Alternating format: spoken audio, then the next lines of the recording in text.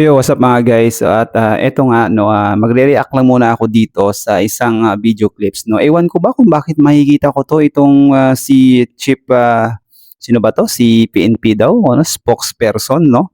Pag makita ko talaga to or sila dalawa ni Tory, iwan ko ba ba't naiinis ako na hindi ko maintindihan. Ano ba kasalanan nila sa akin? So, ayan tinabasahin natin yung ano diyan. Paano maging one star general? So ayan pinagtakbuhan daw ni Miss Pardo no si Senador Bongo. Ano ba kasalanan ni Bongo at bakit tumakbo ito, guys? Panoorin na natin at bakit nga ba nainis ako dito na wala naman to kasalanan sa akin, di ba? Wala. Hindi ko po iniwasan, with due respect po kay Senator Bongo, kung na-offend po siya, pasensya na po, pero there was no intention on my part na takbuhan siya. Ayan. Locked. Senator, ayaw niya magpa-interview So,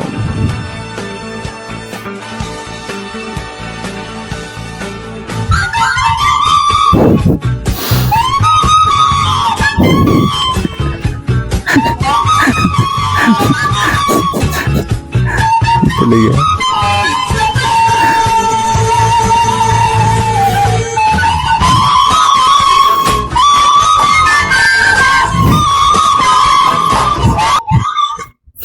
So ayan, with all due respect din, hindi ko rin intention na bibigyan ito ng reaksyon. Miss Pardo, grabe ka naman to, no? Hindi daw tumakbo pero kitang-kita sa video na tumakbo kasi bakit? Takot siya. Kumbaga may gusto sanang hingiin na pabor si Senator Bongo noon na kumbaga kahit papaano gusto niya lang makita si si former President Juan Rodrigo Duterte, no? Yun yung dati na hinuli si Mr. Duterte doon sa kung saan pagbaba niya sa eroplano, no. So ayan si Miss Pahardo, no, ano ang masasabi niyo diyan Hindi daw naman siya tumakbo no. Nagsilisi lang, ganun lang. Kumbaga hindi niya daw sinasadya. O ayan, promoted agad, 1-star general. My goodness, no. So ayan guys, idol na idol talaga ng iba to si Miss Pahardo.